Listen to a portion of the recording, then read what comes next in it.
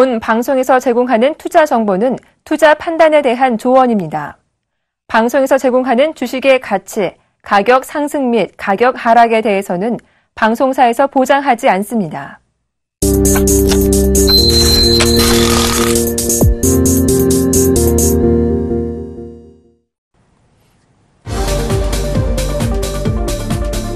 안녕하세요. 종목세일즈 김보람입니다. 따스한 봄볕에 하늘에는 구름 한 점 없는 화창한 오늘입니다. 하지만 국내 증시에는 살짝 구름이 끼어있는 듯한데요. 앞서 뉴욕 증시가 크게 하락하면서 국내 증시까지 영향을 미치고 있습니다. 양증시 동반 하락인데요. 잠시 후 멘토 모시고 앞으로의 시장 전망 들어보고요. 추천 종목까지 자세한 이야기 나눠보겠습니다. 오늘 함께 하실 멘토는 바로 이분입니다. 호프 기법의 창시자이자 시스템을 통한 편안한 매매를 추구하는 손대상 멘토입니다. 네, 샘플러스 손대상 멘토님 모셨습니다. 안녕하세요. 네, 안녕하십니까? 네, 반갑습니다. 시장 전반적인 이야기부터 나눠봐야 할 것 같습니다. 앞서 뉴욕 증시가 하락하면서 국내 증시도 동반 약세 흐름이 나타나고 있습니다. 상대적으로는 차분한 움직임이지만 그래도 아쉬움이 남고 있는데요. 코스피에서는 외국인들이 오늘장 매도로 돌아섰고요. 저는 무엇보다 코스닥 쪽에 눈길이 가는데요. 나스닥이 바이오 거품론으로 크게 밀리면서 국내 증시 코스닥에서도 이 바이오 제약주가 약세 흐름을 나타내고 있어요. 이렇게 거품론으로 인해서 코스닥은 그동안 날개가 펼쳤던 모습이 꺾여지게 되는 것인지 궁금합니다.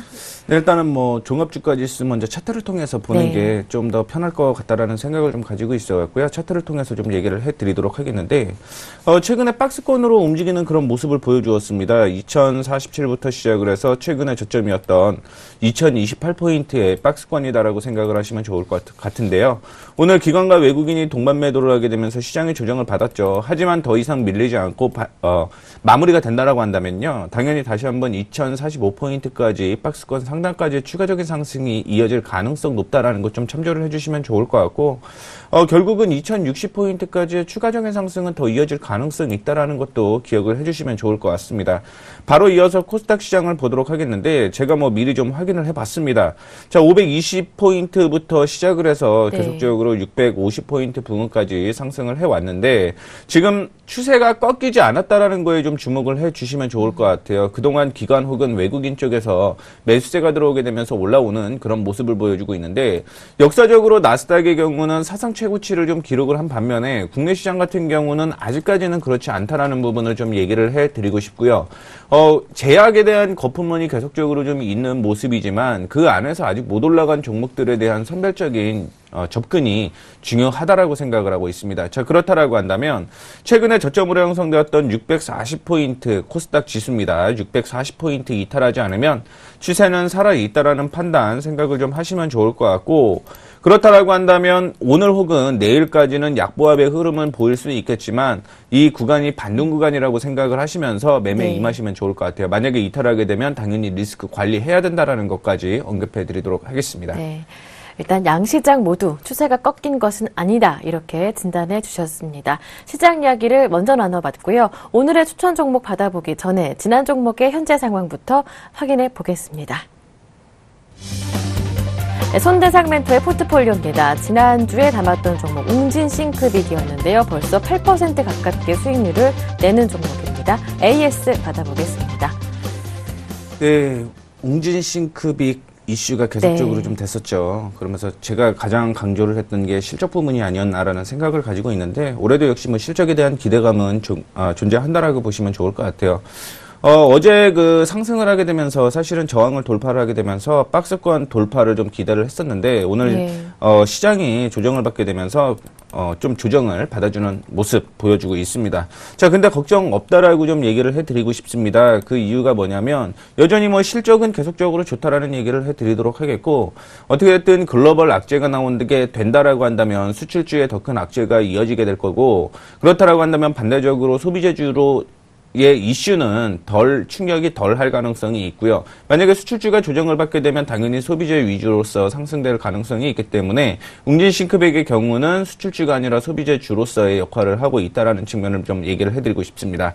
자, 어제 돌파를 하는 모습을 보여주었는데 안타깝게도 이제 돌파를 하지 못했습니다만 중요한 부분은 내일이다라고 좀 생각을 하시면 좋을 것 같고요. 오늘 같은 경우도 이제 올라갔다 좀 밀려주는 그런 모습 보여주고 있는데 이 부분을 돌파를 하게 되면은 이전에 고점 부근이었던 1,550원대까지 올라갈 것으로 예측을 하고 있고 1,550원을 돌파하면은 이제 본격적인 랠리를 이어갈 가능성이 높다라는 거 얘기를 해드리도록 하겠습니다. 자, 일봉을 통해서 다시 한번 좀 자세하게 얘기를 해드리도록 하겠는데요. 최근에 급등이 나오는 곳이 엊그제 급등이 나왔죠. 거래량이 동반되면서 양봉이 나왔는데 거래량 없는 횡보는요. 일단은 악재는 아니다라는 관점으로 좀 확인을 해보시면 좋을 것 같고요. 전일 대비해서 지금 48%밖에 물량이 쏟아지지 않고 있습니다. 그 얘기는 뭐냐면 매도로 즉 하락할 가능성이 적다라고 생각을 하기 때문에 물량이 안 쏟아진다라고 생각을 하시면 좋을 것 같으니까요. 뭐 웅진 싱크백 그대로 홀딩하셔도 괜찮다라는 말씀 드리도록 하겠습니다. 네. 네, 일주일 만에 7%가 넘는 수익을 내면서 순항하는 웅진 싱크빅이었습니다. 일단 내일 10,000원대가 무난하게 돌파될 수 있다면 목표가였던 1,500원까지 그대로 홀딩 가능하겠습니다. 수익 함께 나시는 분들 굉장히 축하드리고요. 오늘의 추천 종목을 바로 받아보죠. 바로 이 종목입니다. 네, 목요일 손대상 멘토의 종목은 PCB 업체 대덕 GDS입니다.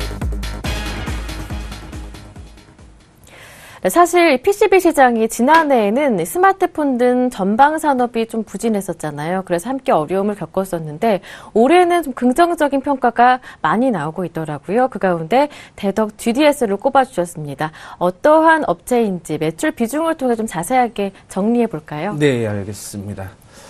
대덕 GDS의 경우는 당연히 PCB 네. 업체로서의 이슈가 계속적으로 나오는 산업인데 전방 산업의 부진도 있었고요. 그동안 공급이 그만큼 많이 나왔습니다. 하지만 자구체의 노력으로 인해서 지금 단가 같은 경우 PCB 단가 같은 경우 다시 한번 반등이 나와주는 모습을 보여주고 있다라는 측면을 좀 얘기를 해드리고 싶고 매출 추이를 보시게 되면은 2013년 기준으로 연성 PCB죠. 플렉서블 PCB라는 부분이 이제 43% 정도.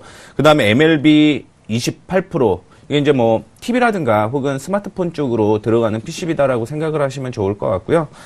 그 안에서도 이제 뭐 카메라 모듈 PCB에 대한 이슈가 뭐 대부분 절반 이상을 좀 차지했다라고 생각을 하시면 좋을 것 같아요. 그 다음에 LEM이라고 있는데, 이거는 연성 PCB와 반대가 되는 개념이다라고 생각을 하시면 좋을 것 같아요. 그래서 경성 PCB라고 하거든요. 네, 플렉서블 같은 경우는 않는. 네, 그렇죠. 네. 그래서 그쪽 매출이 18% 정도, 그다음에 뭐 필리핀 자회사 쪽이 11% 정도라고 생각을 하시면 좋을 것 같은데 사실 필리핀에 대한 부분은 보실 필요는 없고 제일 중요한 부분은 이제 MLB 이쪽이 매출이 얼마나 커지는지를 좀 확인을 해 보셔야 될 것 같아요. 그 이유가 뭐냐면 제품마다의 가격 단가, 그러니까 고가 사항일 경우는 남는 돈이 훨씬 많다라는 얘기죠. 네. 그렇기 때문에 이런 부분에 있어서 MLB가 얼마나 크게 나타나는지를 좀 확인해 보셔야 되는데, 일단 연성 PCB 같은 경우는 좀 줄어드는 모습을 보여주고 있습니다. 하이엔드에도 쓰이지만 사실은 중소형, 보급형 스마트폰 쪽에서 뭐 HDI 쪽으로 들어가기 때문에 줄어드는 모습은 보여주고는 있지만요. 그것보다 더 고가인 MLB 쪽에서 가격이 좀 늘어나는 모습을 보여주고 있고요. 경성 쪽도 역시 남는 돈이 얼마 남지 않습니다. 그렇다라고 하는 건 이런 부분에서 수익률의 관점으로 봤을 때 지금 포트폴리오는 좀 안정적인 구분이 되지 않을까라는 좀 생각을 가지고 있고, 연성 PCB와 MLB를 비교를 해보게 되면 일단은 뭐 연성 PCB 같은 경우는 좀 줄어드는 그런 모습을 좀 보여주고 있지만 지금 파란색 바가 MLB고 그쵸, 연성 회색 PCB. 바가 연성 PCB고요. 연성 PCB 같은 경우 늘어나는 모습은 보여주고 있지만 전체적인 흐름으로 봤을 때 MLB가 성장을 해야지만 매출 구조가 더 커질 수 있다라는 거 기억을 좀 해주시면 좋을 것 같습니다. 네. 이 웨어러블 PCB 매출 증가세가 본격화되면서 이 새로운 성장 기회를 맞을 것으로 예상이 되고 있는 상황인데요. 주력 산업이 변화되고 있다면서요? 네, 맞습니다. 기존에는 스마트폰 쪽으로만 거의 뭐 집중했었고, 그 전에는 또 TV 쪽, 이쪽으로 좀 진화를 했었는데, 하이엔드보다는 요즘에는 보급형 태블릿이 혹은 보급형 스마트폰에 대한 이슈가 계속적으로 나오고 있고, 더 중요한 거는 지금 LG전자라든가 삼성전자라든가 관심을 또 어느 쪽으로 갖고 있냐면 자동차 시장 쪽으로 또 관심을 갖고 있습니다. 그 자동차 시장 쪽으로도 지금 진출을 하려고 하고 있고, 올해도 이제 애플에 대한 이슈가 계속 나오고 있는데, 애플 쪽에서도 이제 웨어러블 쪽에 대한 기대감이 계속적으로 좀 존재를 하고 있습니다. 그런 쪽으로도 좀 진출을 하고 있다라고 보시면 좋을 것 같은데요. 그동안 차량용 PCB 같은 경우는 큰 이슈가 안 됐습니다. 근데 이제 올해 전기차에 대한 얘기가 나오게 되면서, 혹은 스마트 카에 대한 이슈가 나오게 되면서 PCB 업체에 대한 기대감도 다시 한번 작용을 할 것이다라고 생각을 좀 하시면 좋을 것 같은데, 스마트카든 일단은 웨어러블 PCB든 단기적인 관점보다는 중장기적인 관점에 대해서 관심을 좀 더 갖고 있다라고 생각을 하시면 좋을 것 같습니다. 그래서 스마트워치의 경우 이제 뭐 연성이라든가 견성이라든가 같이 쓰인다라고 좀 생각을 하시면 좋을 것 같고요. 그 전에 자동차용 PCB 비중을 좀 확인을 하고 지나가도록 하겠습니다.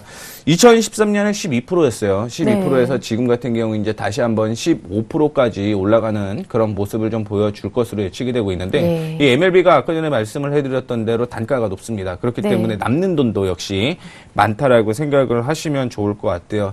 그 다음에 아까 전에 얘기를 했던 LEM, 그러니까 경성 PCB 업체 쪽의 경우는 아직까지 수익이 크게 좋지는 않습니다. 수익이 크게 좋지는 않지만 이런 부분 쪽이 매출이 비중이 낮아진다라는 건 말씀을 해드렸던 안정적인 포트폴리오 구축이 가능하다라는 점까지 기억을 좀 해주시면 좋을 것 같고요. 결국은 이제 향후에 대덕전자와 지금 대덕 GDS 같은 경우는 좀 같은 사업을 영위를 하고 있었는데 이 구조를 좀 바꾸고 있어요. 그래서 대덕전자 같은 경우는 이제 반도체용 PCB 쪽을 좀 만들어 간다라고 생각을 하시면 좋을 것 같고요. 대덕전자 같은 경우는 돈이 되고 있는 차량용 PCB라든가 혹은 웨어러블 PCB 쪽으로의 집중이 계속적으로 되게 되면서 매출이 본격적으로 2분기부터 나올 것으로 예측을 하고 있기 때문에 일단 이런 부분에 대한 관심 지켜보셔야 될 것 같습니다. 네, 웨어러블 시장 기기들도 사진을 준비하셨던데요. 네, 맞습니다. 자세한 설명을 그림 보면서 들어볼까요? 일단은 국내 쪽으로 보게 되면 지금 보시는 게 이제 갤럭시 기어2의 PCB 사항을 좀 얘기를 해드리는 거고요. 그 다음에는 이제 밴드라고 하죠. 웨어러블 밴드라고 하는데, 다음 부분이 기어 핏이라는 그런 제품입니다. 거기에서도 역시 뭐 PCB가 들어가는데, 사실 기어 핏이나 웨어러블 같은 그 갤럭시 기어2의 경우는 PCB가 계속적으로 쓰여 왔다라고 생각을 하시면 좋을 것 같고, 최근에 그 LG전자에도 있죠. G워치라는 그 이슈가 나오게 되고, 애플에 대한 얘기도 나오게 되면서 향후 웨어러블 시장은 커질 수밖에 없다라는 측면을 좀 얘기를 해드리고 싶어요. 거기에서 웨어러블에 쓰이는 그 PCB가 다르다라고 보시면 좋을 것 같은데요. 두 쪽이 다 쓰입니다. 연성 PCB라든가 견성 PCB라든가 이런 부분이 다 쓰이는데, 대덕 GDS는 연성과 경성을 모두 제조할 수 있는 업체인 거고요. 근데 그렇게 제조할 수 있는 게 전 세계적으로 몇 개가 안 됩니다. 그 중에 이제 갈 수 있는 부분이 있다라고 생각을 하시면 좋을 것 같고요. 삼성전자에서 사실은 그 PCB를 가장 많이 납품하는 곳이 삼성전기예요. 삼성전기인데 이쪽에 대한 부분이 이제 늘어나게 되면서 대덕 GDS까지 납품을 할 가능성이 높아졌다라고 생각을 하시면 좋을 것 같습니다. 그렇다라고 한다면 그에 대한 부분까지 나중에 들어가게 되면 당연히 수익이 더 커질 수밖에 없고요. 작년 3월에 회사를 하나 인수를 했습니다. 그 회사가 뭐냐면, 사실은 대덕 GDS가 다 만들지 못하고 그 물량을 또 하청을 줬었거든요. 근데 그 회사를 인수를 하게 되면서 일단 만들 수 있는 물량이 훨씬 많이 늘어났다라는 점을 좀 주목을 하셔야 될 것 같습니다. 그렇다라고 하면 향후 기대감이 계속적으로 존재하고 있는 스마트카라든가 혹은 웨어러블 기기에 대한 기대감도 계속 작용을 할 가능성이 있고, 사실 반도체든 PCB든 모멘텀은 항상 지금 우리가 알고 있는 부분도 있죠. 사물 인터넷에 대한 얘기가 나올 수가 있을 것 같은데, 사물 인터넷이 나오면 나올수록 역시 PCB 업체는 점점 커질 수밖에 없다라는 측면까지 좀 얘기를 해드리고 싶습니다. 그리고 뭐 올해는 신제품도 많이 나왔잖아요. 스마트폰. 그렇죠. 그렇기 때문에 뭐 매출은 계속해서 성장할 수 있을 것이다. 이런 생각이 드는데, 웨어러블 말씀해 주셨습니다. 이쪽으로 시장 초점을 두는 것 같은데요. 좀 자세하게 들어볼 수 있을까요? 사실은 그 웨어러블 쪽과 함께 차량용에도 관심을 좀 가지셔야 돼요. 차량용에는 이 대덕 GDS가 국내 PCB 업체 중에서는 유일하다라는 이야기를 들었었는데 맞나요? 있나요? 그렇죠. PCB 업체 쪽으로 진출을 아직 많이 안 해 있기 네. 때문에 일단 제덕 GDS가 확실하게 좀 매출 구조가 나오고 있다라는 측면을 좀 보시면 좋을 것 같고, 우리가 사물 인터넷 쪽으로 넘어간다라고 하면 재밌는 네. 게 하나가 있죠. 지금 웨어러블을 만들 수 있고 차량용으로 만들 수 있다라는 얘기죠. 그러면 두 개가 호환될 가능성이 굉장히 높다라는 측면으로 보시면 네. 좋을 것 같아요. 그래서 어떻게 됐든 될 수밖에 없는 산업이다라고 생각을 하고 있고요. 그쪽으로 납품이 계속적으로 이루어지게 되면, 개화는 아직 안 됐죠. 준비는 계속적으로 하고 있고, 뭐 차량도 하나, 두 대 나오고 있는데, 이게 개화가 된다라고 한다면, 그때부터는 아마 또 다시 한번 스마트폰이 출시가 됐던 이후부터 네. 제덕 GDS가 급등이 좀 나오주는 모습이었는데, 그런 모습이 한 번 더 연출이 될 가능성도 있다라고 저는 개인적으로 생각을 하고 있습니다. 네, 올해 실적 개선이 굉장히 기대된다라는 말씀으로 들리는데요. 자, 최근 몇 년간 대덕 GDS의 PER의 추이는 어떻게 흘러왔는지 한번 점검을 해봐야 할 시점인 것 같습니다. 네. 어떻습니까? 말씀을 해드렸던 대로 지난주에 말씀을 해드렸죠. 네. 법인입니다. 사람이란 얘기죠. 네. 다른 업종과의 비교를 하는 비교하지 부분 말자. 네. 굉장히 싫어합니다. 그래서 네. 역사적으로 지금 좀 구해왔는데, 연중 최고가와 최저가를 구해서 최고 평균 PER과 최저 평균 PER을 보게 되면 9배에서 14배, 2011년이죠. 그 다음에 5배에서 11배, 6배에서 10배, 그리고 네. 작년에 10배에서 20배까지 움직이는 그런 밴드를 형성을 했습니다. 그런데 최근에 보게 되면은 현재 평균이 8.19에서 네. 14.12까지 움직이는데, 어제 기준으로 한 9배 정도라고 한다면 일단은 최저 평균 PER 부분에서 네. 있다라는 측면을 좀 얘기를 해드리고 싶고, 지금 확인해야 될 부분 중에 하나가 이제 BPS 네. 이 부분인 것 같은데, BPS가 뭐냐면 한 주당 이게 가격이 얼마냐, 만약에 기업이 청산이 됐을 때를 확인해 보게 되면 2371원입니다. 지금 현재 주가가 13,500원입니다. 그럼 만약에 대덕 GDS가 망한다라고 하더라도 일단은 6,000원에 가까운 수익을 거둘 수 있다라는 점이 네. 굉장히 좀 메리트로 작용을 할 가능성이 있습니다. 그렇기 때문에 뭐 사실은 망해도 상관이 없다라는 기업인 거죠. 그렇죠? 어쨌든 수익은 더 날 네. 수밖에 없는 구조니까. 그래서 전체적으로 보게 되면은 사실은 PER 같은 경우 현재 1.46배면 역사적으로 봤을 때는 네. 높은 수준으로는 볼 수 있어요. 근데 이전에 이런 자산에 대한 적용이 안 들어갈 수 있고 성장성만 이슈가 됐었기 때문에 이 PCB에 대한 기대감, BPS에 대한 기대감이 이제부터는 좀 작용돼야 되지 않을까라는 생각을 네. 가지고 있습니다. 네. 네. 자, 이 시점에서 다시 한번 이 대덕 GDS 지금 채널을 돌리신 분을 위해서 이 추천 포인트 정리 부탁드리겠습니다. 네, 일단은 연성 PCB 부분의 공급이 일단은 해소가 되고 있다라는 측면을 좀 네. 얘기를 해드리고 싶고, 그 다음에 프리미엄급 스마트폰이라든가 혹은 차량용 PCB, 그 외 웨어러블에 대한 개화 시기가 계속적으로 앞당겨지고 있습니다. 그렇다라고 한다는 건 실적적인 변화라든가 매출 비중에 대한 변화가 일어나게 되면서 지금 단기적인 성장뿐만이 아니라 향후 그 사업적인 부분까지 확보를 해 있다라고 생각을 하시면 좋을 것 같고요. 그렇다라고 한다면 전체적인 실적이 네. 올해부터는 본격화될 가능성이 높다라는 것도 역시 기억을 해주시면 좋을 것 같습니다. 네. 네, 이렇게 투자 매력이 높은 이 대덕 GDS 다시 한번 투자 포인트를 정리해봤는데요. 이제 기술적인 분석도 함께 해봐야겠죠. 차트 열어보고요. 수급도 함께 확인해보죠. 네. 대덕 GDS의 경우는 지금 상승 추세를 한번 확인해 보는 것도 나쁘지는 않겠다라는 네. 생각을 가지고 있습니다. 2008년에 그 역사적으로 저점을 좀 형성을 하고 다시 한번 상승 추세가 이어지고 있는데, 네, 하단이 계속 올라가고 있네요. 그렇죠. 작년 같은 경우 살짝 이탈하는 모습은 보여주고 있지만 네. 그 부분이 악재로 작용을 하지 않고 오히려 반등 구간에서 반등이 나오고 있다라는 측면을 좀 확인을 해보시면 좋을 것 같고요. 네. 지금 대덕 GDS 같은 경우는 2분할 매수가 가장 좋지 않나라는 생각을 가지고 있는데, 그 얘기가 뭐냐면 2013년 6월 달에 23,200원까지 올라갔어요. 그러면서 쭉 하락을 했는데 최근에 올라갔던 부분이 다시 한번 저항으로 형성이 되어 있다라는 측면을 좀 확인해 보시면 좋을 것 같아요.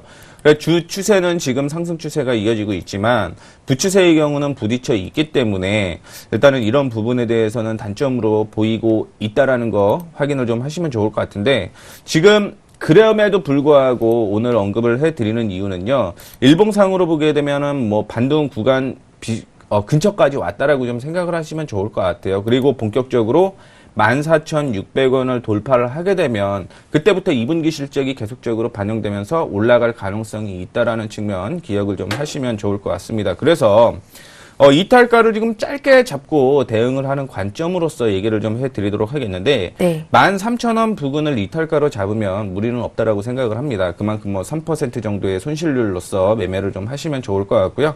매수가 같은 경우는 현재 오늘 시장이 조정받음으로 인해서 13,500원까지 조정을 받았는데, 지금 타이밍이 좋은 타이밍이다라고 생각을 하고 있어요.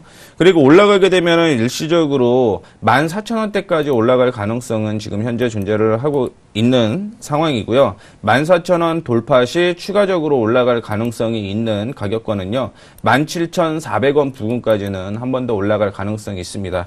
지금 분할 매수에 대한 얘기를 좀 해드리도록 하겠고, 말씀을 해드렸던 이전의 고점이었던 14,600원을 돌파 시 추가 매수하는 관점으로서 피라미딩 전략으로 좀 제시를 해드리도록 할 테니까요. 참조해 네. 주시면 좋을 것 같습니다. 네, 그리고 또 가장 중요한 수급이 있잖아요. 수급 그렇죠. 어떻습니까? 이제 수급 같은 경우는 기관이 주 수급이다라고 보시면 좋을 것 같아요. 그래서 네. 기관이 매수하면 올라가고 기관이 매도하면 떨어지는 그런 모습인데, 최근에 들어서 좀 조정을 받아주는 모습을 보여주고 있습니다. 근데 조정을 받는 게 큰 폭으로 조정을 받지 않음에도 불구하고 시장 자체적인 악재가 좀 존재를 하고 있기 때문에 네. 같이 밀린다라고 생각을 하고 있습니다. 그렇게 되면 기관 쪽에서 매수가 들어올 때는 당연히 굉장히 좋은 포인트다라고 생각을 하시면 더 좋을 것 같아요. 그래서 기관이 주 수급이다라는 점 참조해 주시면 좋을 것 같습니다. 네.